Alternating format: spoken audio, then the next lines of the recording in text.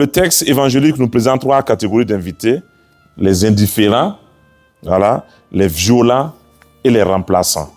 Mais si on creuse, on voit qu'il y a des anomalies textuelles. Il y a des choses qu'on ne comprend pas. Il faut aller vraiment en profondeur pour comprendre ce texte biblique-là. Je voudrais relever ici 3 anomalies. Premièrement, les raisons de ceux qui ont refusé l'invitation.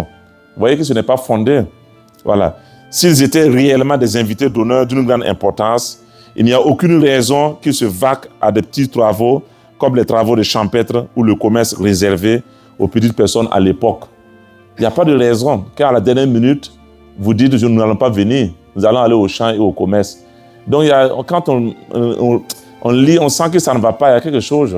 Deuxième anomalie, c'est ça vraiment qui est très remarquable, quoi. Comment le roi peut-il faire brûler la ville en un clin d'œil? Vous imaginez? Il fait brûler la ville en un clin d'œil. Et tout juste après, il demande encore aux serviteurs de sortir et d'aller aux rues pour encore inviter d'autres personnes. Il y a des questions qui se posent. Les dernières personnes, les remplaçants qu'on a invités, là, ceux-là étaient où? Si on a brûlé la ville, si vraiment on a tué les gens et on a brûlé la ville, où est-ce qu'on va aller retrouver les gens pour venir maintenant? Donc ça ne va pas. Et surtout, que devient le repas des noces? On n'a plus le temps de tuer les gens, de brûler la ville, et encore le repas est toujours là, attendant des gens pour venir manger. Bon, quand on regarde, on se pose des questions. Ou bien le roi a combien de serviteurs? Il envoie un premier groupe, deuxième groupe, troisième groupe, et on massacre les gens, il continue d'envoyer les gens. Est-ce que les serviteurs même ne vont pas refuser? Oui, parce qu'à un moment donné, il faut le dire, mais on a envoyé des gens, on a tué ces gens-là. Est-ce qu'on va encore aller? Donc, il y a des questions quand même qui se posent, qui montrent qu'il faut approfondir cet évangile-là pour mieux comprendre les choses. Et troisième anomalie, c'est le fait que le roi fait sortir un qui était venu, qui n'était pas au courant de ce mariage, ni de ce repas. Et on vient lui dire, venez, il y a un repas, tu arrives et puis on te chasse. Mais qu'est-ce qui se passe? Bon, c'est ça, il faut qu'on se pose des questions. Et parmi tous ceux qui sont là, c'est moi ce que toi tu as vu pour venir me dire, il faut sortir. Pour résoudre ces problèmes-là, il faut comprendre tout simplement qu'en fait, en réalité, il s'agit de 3 paraboles. C'est 3 histoires différentes. Et Saint Matthieu a voulu les associer ensemble. C'est ça en fait qui a créé tout ce problème textuel et cette incompréhension. Parce que toutes ces histoires avaient une même introduction.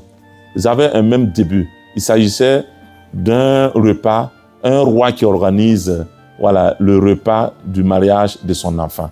Donc maintenant, comme il n'a pas voulu distinguer les 3 histoires, il prend seulement le début, l'introduction, et il colle maintenant les histoires. Donc ça fait que la première histoire, la première parabole, là où se trouvent les invités indifférents, ça va, ça c'est complet. Mais la deuxième histoire, là où ils sont les maîtres, là où il y a les violents, c'est une histoire coupée en fait.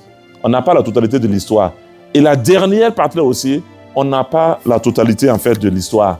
Donc, il a fait comme, je sais pas comment, il a factorisé quoi. Il a factorisé l'introduction. Et maintenant, après, il met entre parenthèses, première histoire, deuxième histoire, troisième histoire. Mais pour mieux comprendre, il faut faire le développement en fait de l'histoire. Si on fait le développement, introduction plus le corps du texte, introduction plus deuxième histoire, introduction plus troisième histoire, on comprend maintenant. Donc, c'est des histoires qui devaient se passer non pas au même moment, ni au même lieu. Voilà. Donc, on saisit davantage le sens du texte. Mais comme il les a mis ensemble, il a fait une contraction. Alors, c'est un peu difficile de comprendre ce texte-là. Donc, en synthèse, l'évangile de ce jour comporte au total une parabole, donc les invités discourtois ou indifférents là. Voilà. Et puis 2 fragments de parabole, les invités homicides et la robe nuptiale. Voilà. Ces 3 éléments ont été mis ensemble à cause de leur commune introduction qui présente leur contexte d'ensemble, la noce d'un fils de roi.